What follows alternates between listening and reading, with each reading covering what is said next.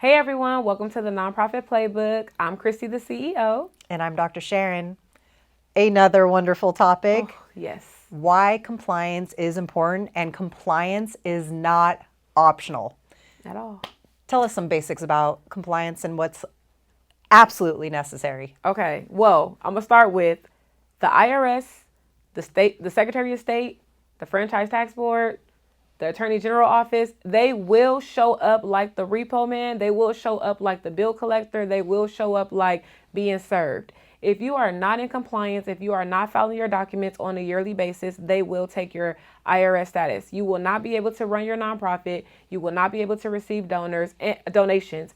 And it's not a good look for the donors or the funders if this does happen. Now, there are flukes sometimes where maybe you sent the paperwork and it's cross, snail mail and things of that nature.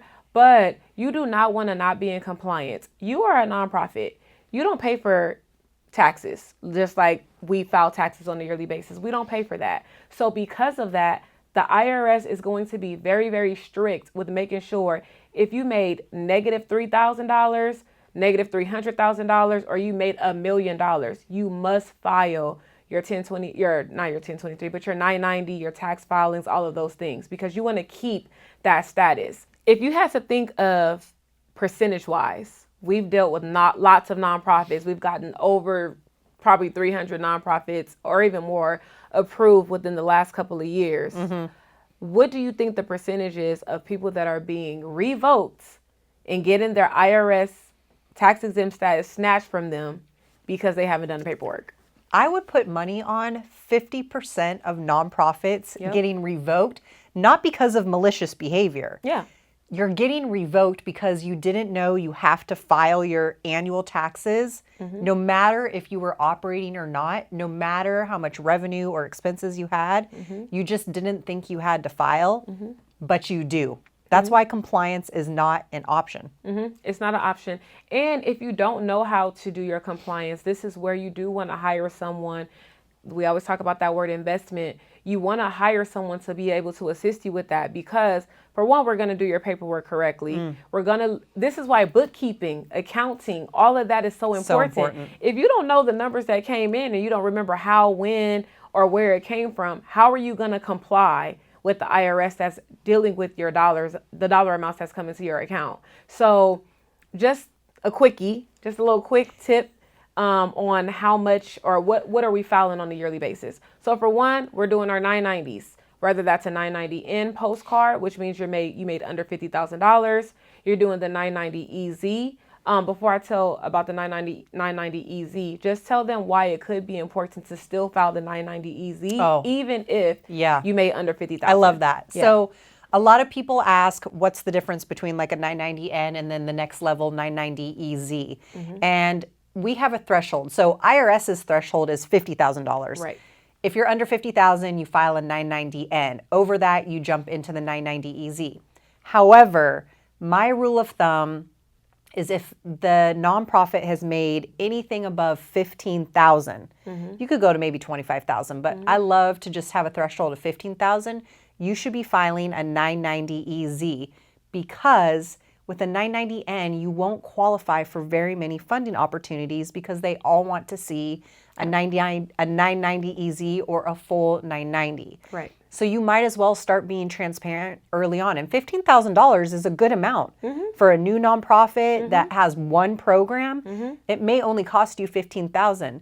So in order to get to that next level of funding opportunity, just start filing a 990 EZ at the threshold of $15,000. You'll have a lot more impact. Yes.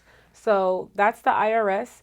Then we want to go into the Secretary of State. Again, we're speaking more so for our California-based organizations. However, we assist in any state. So it's always going to be different, but this is just for the rule of thumb. You're going to do your Secretary of State. So you're going to have your annual, biannual, wherever you are, you're going to have that filing. Then you may have the Franchise Tax Board. California, we do have a Franchise Tax Board. So 199s are due. You have the postcard version or you have the long version as well, just like she was talking about the EZ. And then the Attorney General Office. That is one That's of what gets people the most. You will lose your status based off of that, because it's like you lose that and you lose everything else. But not only that, let's say you're fundraising. Let's say you do a fundraiser for your organization. You're blasting it, you're posting it, you're talking about it. But you did not get permission from the Attorney General office to have that fundraiser. There's a raffle form, there's a fundraiser form, depending on what you're doing. So if you're selling raffle tickets, you have to get that permission from the Attorney General office, because what will happen is if they see it online and you did not register with them, they'll send you a nice little letter with the penalty in it. So you just want to make sure that anything that is compliance, you're doing it. And remember that it's not optional. If you don't know if you want to keep the nonprofit because maybe they haven't made money and they're like, oh man, I didn't get no grant this year or something like that, still do it. Don't give it up. Don't throw it away unless you just know that you just no longer have the time, the means, the sweat equity to go into that organization. And here's the kicker. A lot of times people, when we just don't want to file or they think they don't need to file, but remember, compliance is not optional for nonprofits. You have to file every year no matter what. This is the crazy part. The IRS and the Attorney General, if you're in the state of California, they have an automated system, right? Yep. So their automated system, it's not even people driven, will automatically revoke your status. So that's another reason why you just got to be careful and just file every year. Yeah. Bare minimum compliance. Just file every year. Keep your nonprofit in good standing. Be ready to operate, if you want to end up having a program or not, and just have that opportunity not shut down. Yes. So if you are an organization who may be in need of compliance, maybe you thought you found something you wasn't sure, you needed to do a compliance check, just making sure that you are all good with your nonprofit, just go ahead and comment comment compliance, and we'll be able to assist you with that. And again, don't forget to like, share, subscribe, and tell a friend to tell a friend to tell a nonprofit leader. We'll see y'all later.